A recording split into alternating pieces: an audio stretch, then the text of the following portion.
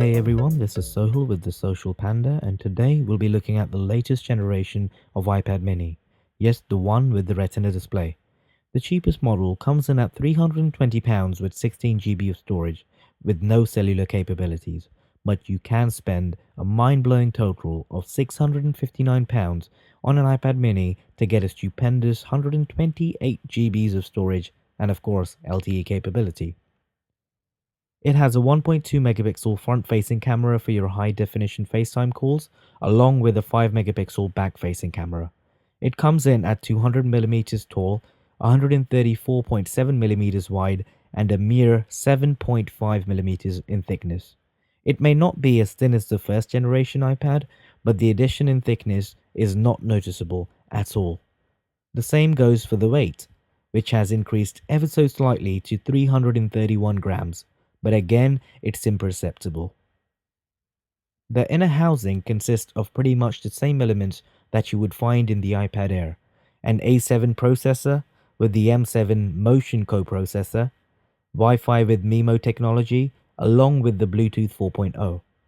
You also get the usual sensors in the form of accelerometer, gyroscope, and the ambient light sensor. It runs the latest software from the Cupertino company, iOS 7. One of the best features in the smaller iPad is the thumb rejection software, which is implemented directly into the operating system. As you can see, it does a great job of ignoring my thumb, even though it is touching the left-hand side of the screen. It's letting me use the iPad with no fuss, and that's great. It really is a seamless experience. The screen is one of the biggest reasons I did not buy the first generation iPad mini. Everyone knew that the next one was bound to have a Retina display, and boy, were we right. I have decided to call the screen a Super Retina. It really is that good. With a resolution of 2048 by 1536 at 326 pixels per inches, the screen has more pixels than its bigger brother. The blacks, the whites, and the midtones all look great on this mini. I have read some blogs where they show that the color gamut in the iPad mini not being as good compared to that of the iPad Air. I do agree with these critics. The saturation is a slight bit lower than the one you'll find in the iPad Air, but the difference is negligible in my opinion. As you see in this beautifully designed game Badlands, the sharpness and the saturation are pretty much near to perfect. This game shows how good this Retina screen really is. It's mind-blowingly good. You can also achieve a similar level of astonishment by playing some other games, such as Limbo, Infinity Blade 1, 2, or 3, World of Goo, XCOM Enemy Unknown, and the list really is endless. Browsing on the web is and always will be a great experience on the iPad. You can use Safari or my favorite third-party browser, Chrome. Both are easy to use with bookmarking abilities and quick access to favorites. They're also quick to respond with no lag whatsoever when scrolling through pages. Talking about pages, Apple bundles in the iWork package in with the newly purchased iDevice, so you get the full suite of apps including iMovies and iPhotos available to download for free.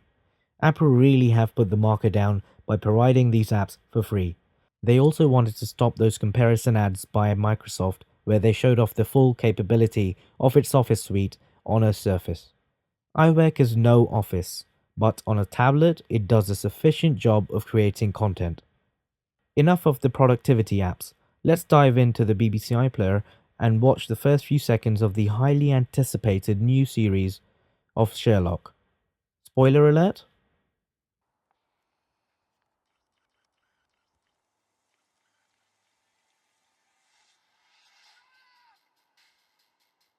Being a 4x3 device, you do get a letterboxing around the video, but it's a sacrifice you should be willing to make.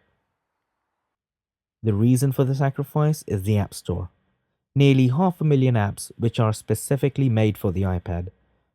You will not find a better tablet to experience the diversity of apps on, unless of course you buy an iPad Air. These apps are the sole reason for Apple being the most dominant player in the tablet market. Just take a look at the multi-award winning iOS exclusive app Paper. One of the simplest apps on the iPad, yet it brings out the creativity in people like nothing I've ever seen. Warning: the sketch that you're seeing in front of you is not creative in any way, shape, or form. I do apologize in advance for the lack of creativity. So, what do I make of the iPad mini with Retina display? I think it is the best tablet in the world, bar none. The beautiful design, the sharp screen, the fluid operating system, the tremendous battery life really cannot be beaten. Its closest competitor is its bigger brother, the iPad Air. And the only reason I chose the Mini in front of the Air is the portability factor. People are more likely to take the Mini out and about with them as it'll fit in their pockets or their jacket pockets quite easily. They are less likely to get noticed if they bring out the iPad mini and start playing a game, or reading an article, watch a movie, or just try to sketch like I do. Its closest Android competitor, the Nexus 7, is great. Cheaper than the mini, similar screen compared to that of the mini, better speaker placement compared to that of the mini. But one thing it does lack is the app ecosystem. The Play Store just doesn't have the variety of tablet-specific apps that you can find on the App Store. To tell you the truth, this isn't the first time you've heard people give iPad the upper hand because of the App Store, but there's a reason for that, and the only way to find out is to dive in and buy an iPad. We know that Apple charge extortionate amount of money for their products, but I'm looking at it as an investment. And in the case of the iPad mini, it's an investment well worth making. Thank you for watching. This is Sohel with the Social Panda. Please give this video a like and do subscribe, as we have a lot more things that we'll be bringing to this channel very soon. See ya!